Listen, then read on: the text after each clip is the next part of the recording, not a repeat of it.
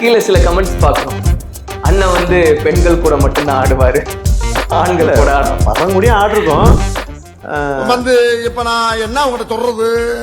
சிம்பிளா உங்கள்கிட்ட ஒரு விஷயம் சொல்றேன். நீங்க போய் குளத்துல தூண்டில் போடுறீங்க. ஒரு தூண்டில் போட்டா எத்தனை மீன் கிடைக்கும்? ஒரு மீன் தான். ஒரு தூண்டில ஒரு மீன் தான் கிடைக்கும். நீங்க ஒரு வலையை போடுறீங்க, அது எக்கச்சக்கமா அழிக்கலாம். அதுக்குள்ள என்ன ஒரு கெப்பாசிட்டி இருக்கோ, எவ்வளவு கொள்ளளவு இருக்கோ அது கிடைக்கும். That's it. ஓ, நீ அப்படி வரியா? மாங்குயில பூங்குயில்னு ஒரு சாங் இருக்கு. ராமராஜ் கனகா அவங்க கூட தான் ஆடுவாரு. கனகா வேணாம்னு சொல்லி தூக்கி விட்டுட்டு ராமராஜனுக்கும் கவுண்டமணி சாருக்கும் ஜோடி போட்டு ஆடினா நீங்க என்ன பண்ணுவீங்க? நீங்க சொல்லுங்க. உங்களுக்கே சிரிப்பு வருதா இல்லையா? இல்ல ஒரு சோசியல் மீடியால வராங்கன்னா ஒரு பேர் இருப்பாங்க, அவங்களே தான் கண்டினியூஸா போடுவாங்க. இப்போ நீங்க பேர்ஸை மாத்திட்டே நேரத்துக்கு ஒரு பொண்ணு இன்னும் மாத்திக்கிட்டே தான் இருக்காரு. இப்போ யார் சார்? ஸ்வேதாவா? அது போனவர் ஸ்ருதி. என் பேரு தீபா. நமக்கு அப்படி கிடையாது. யாரா இருந்தாலும் நீ வாங்க.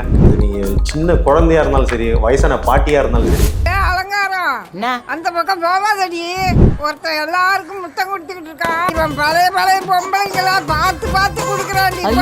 இப்போ அந்த எவ்வளவு வலி நிறைஞ்ச வாழ்க்கையெல்லாம் கடந்து இந்த இடத்துல எனக்கு வந்து கொஞ்சம் சின்ன வயசுல இருந்து மன ரீதியான வழிகளுமே நிறைய இருக்கு. அம்மா இல்லை சின்ன வயசுல இருந்து. ஸோ அம்மா வந்து சாகும்போது என்கிட்ட கடைசி சொன்ன ஒரு வார்த்தை, என் மடியில் படுத்திருந்தாங்க. உயிர் போயிட்டு இருக்கு, என் மடியில் படுத்திருக்காங்க. சூர்யா, இந்த உலகத்தில் நீ எப்படி வாழ போறேன்னு எனக்கு தெரியல அப்படின்னு சொல்லிட்டு அவங்க ஒரு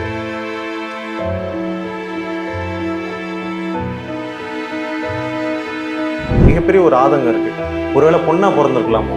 என் கூட வீடியோ பண்றவங்க நிறைய பேரை வந்து உடனே மெசேஜ் வரும், உங்க வீடியோ பார்க்க சூப்பராக இருக்கு, வாங்க நான் உங்களுக்கு அடுத்து ஒரு வாய்ப்பு கொடுக்கும். ஆனால் கூட நடிச்சிருப்பேன் நான், என்ன யாரும் கான்டாக்ட் பண்ண மாட்டாங்க.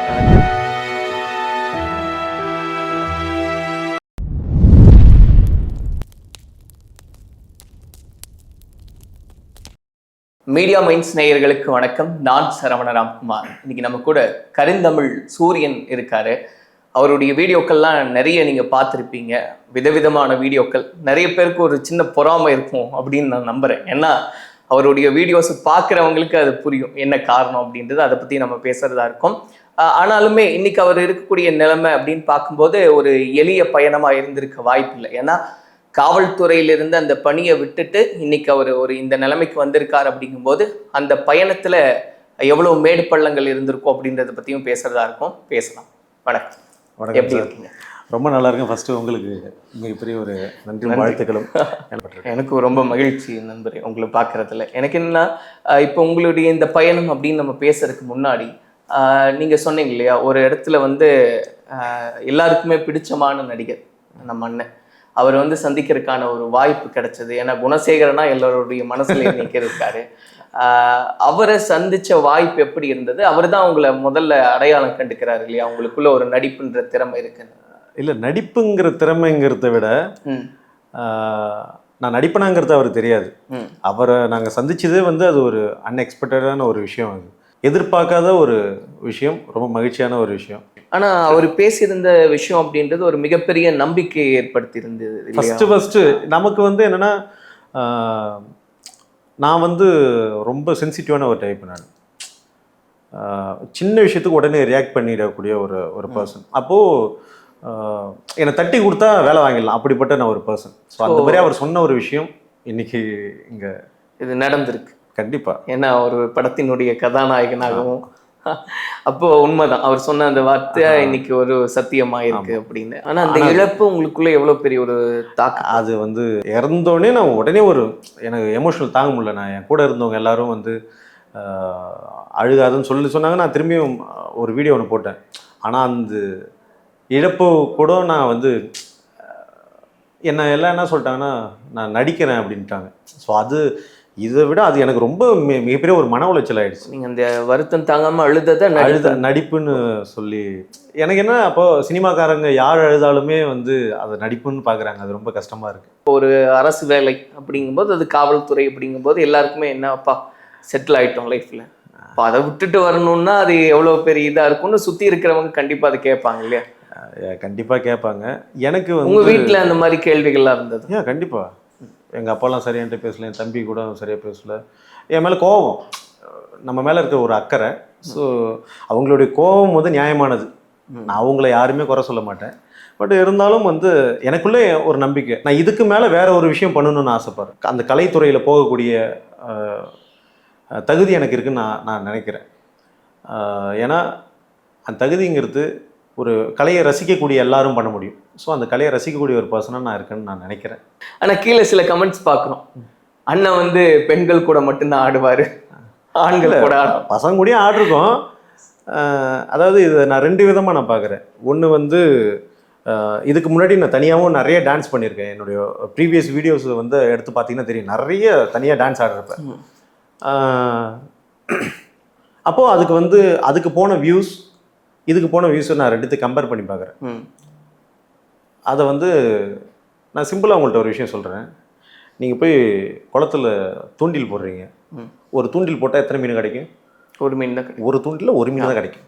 நீங்கள் ஒரு வலையை போடுறீங்க, அது எக்கச்சக்கமாக அழிக்கலாம். அதுக்குள்ளே என்ன ஒரு கெப்பாசிட்டி இருக்கோ, எவ்வளோ கொள்ளளவு இருக்கோ அது கிடைக்கும். That's it. நான் அதை தான் நான் பண்ணுறேன். இதை வந்து ஜஸ்டே ஒரு ஸ்டாட்டிக்ஸாக நான் சொல்கிறேன். பார்க்குறவங்கலாம் மீனா அப்படி நான் போகிறது தூண்டிலா வலை வீசுகிறேன் அப்படிங்கிற எண்ணம் கிடையாது. அதாவது என்னுடைய ஃபாலோவர்ஸும் இன்க்ரீஸ் பண்ணணும், அட் த சேம் டைம் என்னுடைய வாழ்க்கை நிலையை மாற்றணும். நான் என்ன நினைக்கிறேன், நான் ஒரு சினிமாக்குள்ளே போகணும், அப்போ நான் அதுக்கெலாம் என்னென்ன பண்ணணும். அப்போ நான் பண்ணுறது பெண்கள் கூட தான் ஆடுவேனா அப்படின்னு கிடையாது. அந்த சாங்க்கு இப்போ நான் ஒரு மாங்குயிலே பூங்குயிலுன்னு ஒரு சாங் இருக்குது, ராமராஜ் கனகா அவங்க கூட தான் ஆடுவார். கனகா வேணான்னு சொல்லி தூக்கி விட்டுட்டு ராமராஜனுக்கும் கவுண்டமணி சாருக்கும் ஜோடி போட்டு ஆடினா நீங்கள் என்ன பண்ணுவீங்க நீங்கள் சொல்லுங்கள். இப்போ நீங்கள் போயிட்டு ராமராஜன் சார்கிட்ட போயிட்டு என்னங்க இவர் என்ன கனகா கூட டான்ஸ் ஆடுவாரா, கவுண்டமணி கூட ஆட மாட்டாரான்னு கேட்டால் உங்களுக்கே சிரிப்பு வருதா இல்லையா? தட்ஸ் இட், அவ்வளோதான். இந்த சாங்க்கு அதான் பண்ண முடியும். அதனால அந்த சாங்க்கு நான் அதை தான் பண்ணுறேன். இல்லை எதுனாலன்னா, இப்போ அது விளையாட்டா கேட்ட கேள்வி. ஆனால் ஒரு இன்ஸ்டாலையோ இல்லை ஒரு சோசியல் மீடியாவில் வர்றாங்கன்னா ஒரு பேர் இருப்பாங்க, அவங்களே தான் கண்டினியூஸாக போடுவாங்க. இப்போ நீங்கள் பேர்ஸை மாற்றிட்டே இருக்கீங்க, ஆல்மோஸ்ட் வந்து 1/2 தாண்டி போயிட்டீங்க இல்லையா? 1/2 கடந்தாச்சு. அப்போ இதெல்லாம் எப்படி நடக்குது அப்படின்றதுக்கு வெளியிருந்து பாக்குறவங்களுக்கு ஒரு குழப்பம் இருக்குன்னு நினைக்கிறேன். அப்ப இது எப்படி நீங்களா அப்ரோச் பண்றீங்களா இல்ல அவங்களா அப்ரோச் பண்றாங்களா, எப்படி இந்த இணைப்பு சாத்தியமாகுதுன்றது? மோஸ்ட் ஆஃப் வந்து எனக்கு அவங்களா வந்து டிஎம் பண்ணது தான், மெசேஜ் பண்ணி சார் நாங்களும் உங்கள் ஒரு வீடியோ பண்ணலாமா அப்படின்னு கேட்டது தான். பட் எனக்கு வந்து யாராக இருந்தாலும் இப்போ சில பேர் என்ன பண்ணுவாங்க, நீ நல்லா யோசிச்சு பாருங்க, ஒரு அழகான பொண்ணு இல்லை ஒரு கலராக இருக்கிற மாதிரியோ இல்லை அந்த மாதிரி ஒரு நல்ல டான்ஸரோ அப்படி தானே மோஸ்ட் ஆஃப் வந்து சூஸ் பண்ணுவாங்க. நமக்கு அப்படி கிடையாது. யாராக இருந்தாலும் நீ வாங்க, அது நீங்கள் சின்ன குழந்தையாக இருந்தாலும் சரி, வயசான பாட்டியாக இருந்தாலும் சரி, நமக்கு வந்து அது ஆக்டிங். அதனால தான் அது எல்லாருமே கூட்டு வச்சு நான் பண்ணுறேன். ஏன் நான் நினச்சா ஒரு 20+ இல்லை 25க்குள்ளே இருக்கும் இப்படி இருக்கவங்கள மட்டுமே நான் வீடியோ பண்ணியிருக்கலாம். எனக்கு அது கிடையாது. எனக்கு 2 விஷயம். ஒன்று, நானும் என்னுடைய திறமையை காட்டணும். இன்னொன்று, என்னுடைய ஆசை எதில் முடிஞ்சுது, அவங்களுக்கும் வந்து இந்த மாதிரி நம்மளும் ஒரு வீடியோ பண்ணணுங்கிறது அவங்களுக்கு ஒரு ஆசை இருக்கும். அப்படி நான் பார்க்குறப்ப அந்த மாதிரி நிறைய பேர் இன்னமும் இருக்காங்க. அவங்களுக்கு இது ஒரு வாய்ப்பாகவும் போச்சு. அது எல்லாருக்கும் கிடைக்காது இல்லையா? அப்போ அவங்க இத்தனை பொண்ணுங்க கூட பண்ணிருக்கேங்கிறது அவங்க நினச்சிக்கலாம், ஏன் இவன் ஒரு ப்ளே பாய் அப்படின்னு கூட நினச்சிக்கலாம். ஏன் இவ்வளோ தூரத்துலேருந்து வந்து அவங்க வந்து நம்ம கூட வீடியோ பண்ணிட்டு போகணும். ஸோ அதனால அதை ஹேண்டில் பண்ணுறது முன்னாடி இருந்தே பழக்கப்பட்டது. இன்னொன்று நமக்கு இது ஒரு பெரிய இஷ்யூவாகவே நான் அதை கருதுல. எப்படி ஏற்றுக்கிறாங்க அதுதான் சிம்பிள். நான் வந்து சின்ன வயசு நான் லவ் பண்ணி தான் மேரேஜ் பண்ணேன். ஸோ நான் லவ் பண்ண பொண்ணுக்குமே சின்ன வயசுலேருந்தே எனக்கு தெரியும். அதனால அந்த பொண்ணு என் ஒய்ஃபுக்குமே நான் டான்ஸ்லாம் சொல்லி கொடுத்துருக்கேன். ஒய்ஃப் எதுவும் சத்தம் பண்ணுறது இல்லையா அவங்கள? ஏங்க எனக்கு பல நாள் வந்து பல வீடியோக்கு என் ஒய்ஃப் தான் கேமரா. ஓகே. ஸோ அவங்களுக்கு தெரியும், அவங்களுக்கு ஒரு நம்பிக்கை இருக்கும். அந்த நம்பிக்கையை காப்பாற்றுற மாதிரி நம்மளும் நடந்துக்கணும். அவங்களுக்கு தெரியும் நான் வந்து ஒருத்தவங்களை கட்டி பிடிச்சா நம்ம ஃபீலிங்ஸ் வந்துடுமா, அப்படிலாம் கிடையாது. இது ஒரு ஆக்டிங். இது நம்ம கரெக்டாக பண்ணோமான்னு மட்டும்தான் நம்ம மைண்டில் ஓடும். வேறு என்ன தோணும்? நீங்கள் எந்த ஆர்டிஸ்ட்டை கேட்டாலும் அவள் தான் சொல்லுவாங்க. இது இன்னொரு விஷயம், இதை நான் தான் இன்றைக்கி தான் புதுசாக பண்ணுறேனா அப்படிங்கிற மாதிரி இருக்குது. இது வரைக்கும் யாருமே இந்த உலகத்திலே யாருமே பண்ணாத ஒரு விஷயத்த நான் பண்ணுறேனாங்கிற மாதிரி இருக்குது. ஸோ இவ்வளோ பேருக்கு கூட வந்து நம்ம பேசும்போது பழகிறதுக்கான சூழல் இருக்குது. அப்படிங்கும்போது ப்ரப்போஸ் பண்ணி அப்படியெல்லாம் அதில் நம்ம கூட வந்தவங்கெல்லாம் யாரும் அப்படி ஒன்றும் பேச. ஏன்னா நம்ம ஒரு டிஸ்டன்ஸ் மெயின்டைன் பண்ணாலோ இல்லை மறைமுகமாக நம்மளை ஒரு கான்டாக்ட் இல்லாமல் இருந்தால் தாங்க ஒருத்தவங்க மேலே ஒரு ஃபீலிங்ஸ் வரும். நம்ம கூட வந்து கொஞ்சம் நேரம் பேசி பழகிட்டோம்னு வச்சுங்களேன், அந்த ஒரு ஃபீல் போயிடும். அதுக்கப்புறம் ஒரு ஃப்ரெண்ட்ஸாகவே நம்ம அது பழக ஆரம்பிச்சிடும். இப்போது நம்மளுடைய நண்பர்கள் இருப்பாங்க இல்லையா, நெருங்கிய நண்பர்கள் சொல்கிறேன், நம்ம சின்ன வயசுலேருந்து பழகின நம்ம ஏரியா ஃப்ரெண்ட்ஸ் எல்லாம் கொஞ்சம் வயிறு எறிஞ்சு பேசுவாங்க. இருக்கும் அந்த மாதிரி வெள்ளைய மச்சான் உட்காந்துருக்கான் இளந்தமிழன். ஏய் ஏன்டா அப்பெல்லாம் பண்றா டே, ஏன்னா அவனுக்கு பொண்ணு பார்த்துட்டு இருக்காங்க கிட்ட ஒரு 3 வருஷமா. சரி. பொண்ணு கிடைக்கல. அப்போ எனக்கு இங்கே பொண்ணே கிடைக்காம இருக்கு, நீ வந்து டெய்லி ஒரு பொண்ணு கூட வந்து வீடியோ பண்ணுறதுன்னு அவனுக்கு கோவம் வரத்தான் செய்யும். சரி ஓகே மச்சான் கூல் டவுன் பார்த்துக்கலாம். ஸோ 90s கிட்ஸ் அது ஒரு பெரிய விஷயம். அவங்க நீங்க சொன்ன மாதிரி இந்த பிரச்சனைக்கெல்லாம் என்னையே இப்போ சொல்றாங்க, டேய் இவன் 90s கிட்ஸ் இல்லை, இவன் தவிர தெரியாம 90s கிட்ஸ்ல பிறந்துட்டாவன், இவன் ஆக்சுவலி 2K கிட்டு தான் அவன் அப்படின்னு 90sல பிறந்து 2K கிட்டு அப்படின்னு சொல்றாங்க. இல்ல அப்படி பின்னாடி பேசி கேள்விப்பட்ட விஷயம் அதெல்லாம் கேள்விப்பட்டிருக்கேன். அதுவும் அது இல்லாமலாம் இருக்காது. அதாவது என்னெல்லாம் பேசிக்கிறாங்க. என் ஒய்ஃப்ட்ட போயிட்டு ஃபர்ஸ்ட் நான் ஒரு பொண்ணு கூட வீடியோ பண்ணதும் ஃபர்ஸ்ட் வெளில போயிட்டு வீடியோ பண்ண ஆரம்பிக்கிறேன். என் ஒய்ஃப்ட்ட வந்து எல்லாம் சொல்கிறாங்க, ஏய் உன் புருஷன் உன்னை விட்டு ஓட போகிறான், நீ உஷாராய்க்க அப்படின்னு சொல்லி என் மனைவி கிட்ட வந்து சொன்னவங்க இருக்காங்க. இப்போ ஸ்க்ரீனில் மட்டுமே உங்களை பார்க்குறவங்களுக்கு பார்க்கும்போது சூரியனை பார்க்கும்போது ரொம்ப சந்தோஷமான மனுஷங்க, அந்த ஆளுக்கு என்ன குறைச்ச, எவ்வளோ சந்தோஷமாக இருக்கா அந்த ஆள் அப்படின்னு ஒரு பார்வை இருக்கு. அப்படின்னு பேக் சைட் அதுதான் கேட்குறேன். இப்போ அந்த எவ்வளோ வலி நிறைஞ்ச வாழ்க்கையெல்லாம் கடந்து இந்த இடத்துக்கு வந்து அம்மா வந்து சாகும்போது என்கிட்ட கடைசி சொன்ன ஒரு வார்த்தை, என் மடியில் படுத்திருந்தாங்க, உயிர் போயிட்டுருக்கு, என் மடியில் படுத்திருக்காங்க. அந்த வார்த்தை வந்து இன்னி வரைக்கும் என் மனசில் ஒழிச்சிக்கிட்டே இருக்குது. கடைசியாக அவங்க பேசின வார்த்தை. ஏன்னா எனக்கு தம்பி இருக்கான், அக்கா இருக்காங்க, இத்தனை பிள்ளைகள் இருக்கும்போது என்னை மட்டும் அவங்க சொல்லக்கூடிய அந்த ரீசன், இந்த சமுதாயத்தில் எப்படி நீ வாழ போகிறேன்னு தெரில, இந்த உலகத்தில் எப்படி வாழ போகிறேன்னு தெரிலடா அப்படின்னு சொன்ன வார்த்தை. இறந்துட்டாங்க கடைசியாக. மிகப்பெரிய ஒரு ஆதங்கம் இருக்குது, ஒருவேளை பொண்ணாக பிறந்திருக்கலாமோ, சினிமாவுக்காக சொல்கிறேன், ஈஸியாக நமக்கு ஒரு வாய்ப்பு கிடச்சிருக்குமா அப்படின்னு. ஏன்னா என் கூட வீடியோ பண்ணுறவங்க நிறைய பேரை வந்து உடனே மெசேஜ் வரும், உங்கள் வீடியோ பார்க்குற சூப்பராக இருக்குது, வாங்க நான் உங்களுக்கு அடுத்து ஒரு வாய்ப்பு கொடுக்குறேன். ஆனால் கூட நடிச்சிருப்பேன் நான், என்ன யாரும் கான்டாக்ட் பண்ண மாட்டாங்க. காரணக்கர்த்தா நம்ம தான், ஆனால் அதுக்கான வாய்ப்பு இல்லை, நம்மளை யாரும் அதை கான்டாக்ட் பண்ண மாட்டாங்க. ஸோ அதெல்லாம் பார்க்குறப்போ கொஞ்சம் வழிகள். அப்போ நமக்கான வாய்ப்பு எப்போ கிடைக்கும்? சரி பரவாயில்ல. ஸோ என்ன பண்ணணும்னு ஆசை சூரியனுக்கு? இந்த இடத்துக்கு வரணும், இன்னைக்கு வந்துட்டோம் இந்த இடத்துல, இன்னும் இல்லை இது இல்லை, இந்த இடத்துக்கு தான் நான் வரணும்னு விருப்பப்படுறேன். சினிமாவில் ஒரு பெரிய இடத்துக்கு போய் அது மூலயமா இந்த மக்களுக்கு எந்த அளவுக்கு வந்து நல்ல விஷயங்களை எடுத்து சொல்லக்கூடிய இடத்துலையும் இருக்கணும், நல்லதும் பண்ணணும்னு ஆசைப்படுறேன். இந்த 57 பேர் கூட நம்ம வீடியோ போடுறோம் அப்படின்னா, இப்போ உங்களை அப்ரோச் பண்ணி எனக்கும் பேரோட பண்ணணும்னு ஆசையாக இருக்குது அப்படின்னு வீடியோலாம் ரிலீஸ் பண்ணதுக்கப்புறம் வர கமெண்ட்ஸை பார்த்துட்டு ஐயோ வேண்டாங்க இந்த வீடியோ எடுத்துடலாம் அப்படின்னு சொன்னதெல்லாம் இருக்காங்க. அப்படி எவ்வளோ வீடியோஸ் டெலிட் பண்ணியிருக்கேன்? அது டெலிட் பண்ணிருக்கேன். எனக்கு தெரிஞ்ச ஒரு 10 to 15 வீடியோஸ் டெலிட் பண்ணிருப்பேன் நினைக்கிறேன். அந்த 15 வீடியோஸும் பயங்கர வைரல் வீடியோஸ். ஓகே. ஒரு வீடியோ வந்து அதில் பார்க்குறதுக்கு வேணா தெரியும், 20-30 செகண்டு, அதில் எத்தனை கட்டு வச்சுருப்போம், எத்தனை ஆங்கிள் வச்சுருப்போம், எத்தனை ஷாட்டு. ஸோ இதெல்லாத்தையும் திரும்ப எடிட் பண்ணி திரும்ப ஒரு ஒரு மொபைலுக்கு அந்த இதை பார்க்குறதுக்குள்ளே அது எவ்வளோ உழைப்பை போடுறோங்கிறது அது செஞ்சவங்களுக்கு மட்டும்தான் தெரியும். அப்படி இருக்கும்போது ஒன்று வந்து வீடியோ எடுக்கிறதுக்கு முன்னாடியே ப்ராப்பராக பர்மிஷன் வாங்கிட்டு வந்துடும். நம்ம யாரையும் ஃபோர்ஸ் பண்ண போகிறது கிடையாது.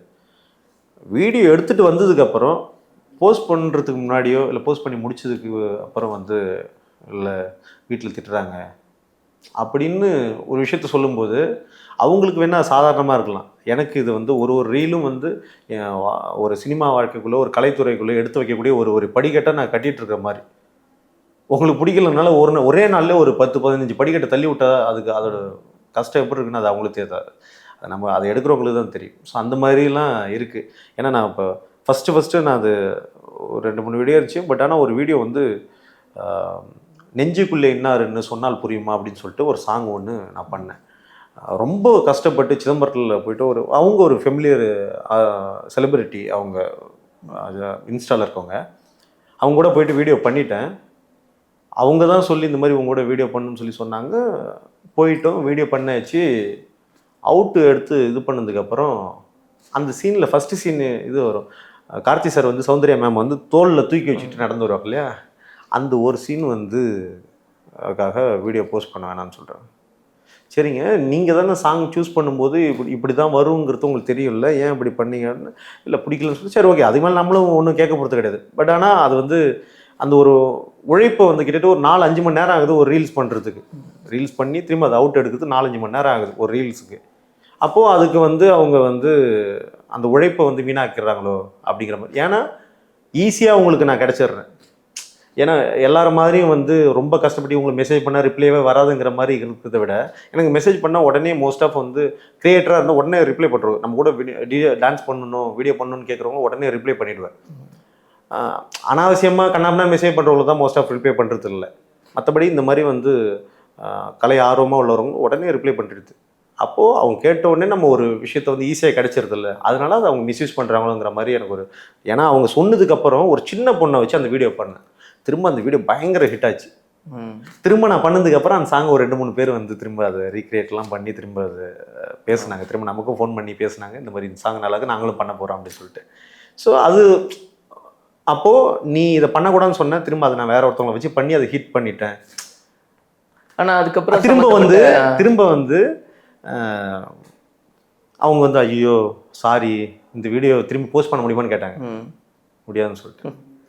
ரைட், சொன்ன மாதிரி உங்கள் வீடியோக்கள்லாம் பார்க்கும்போது அந்த உங்களுக்குள்ளே இருக்கக்கூடிய அந்த திறமை எந்த அளவுக்கு இருக்குது அப்படின்றத அடிப்படையில் சொல்கிறேன். நிச்சயமாக இனி வரக்கூடிய நாட்களில் உங்களுக்கான ஒரு மிகப்பெரிய அங்கீகாரம் கிடைக்கும். ஒரு பெரிய திரையில் ஒரு மிகச்சிறந்த நடிகராக நாங்களும் உங்களை பார்ப்போம் அப்படின்னு நம்புகிறோம். அதெல்லாம் வசப்படட்டும். எங்களுடைய வாழ்த்துக்களை தெரியப்படுத்துகிறோம். ரொம்ப நன்றி. நிறைய விஷயங்களுக்கு பதில் கொடுத்துருக்கீங்க. ரொம்ப சந்தோஷம். அதனால எனக்கு மிகப்பெரிய ஒரு மகிழ்ச்சி என்னென்னா, இதுக்கு முன்னாடி ஒரு 2-3 சேனலில் நம்ம பேசியிருக்கோம். அதில் நம்மளுடைய நார்மல் லைஃப் பற்றி பேசியிருக்காங்க. பட் ஆனால் அதையும் மீறி சில ஆழமான விஷயங்களை இன்றைக்கி நீங்கள் என்கிட்ட கேட்டிருக்கீங்க. அதுக்கு நான் பேசுகிறதுக்கு ஒரு வாய்ப்பு கொடுத்ததுக்கு ரொம்ப சந்தோஷம்.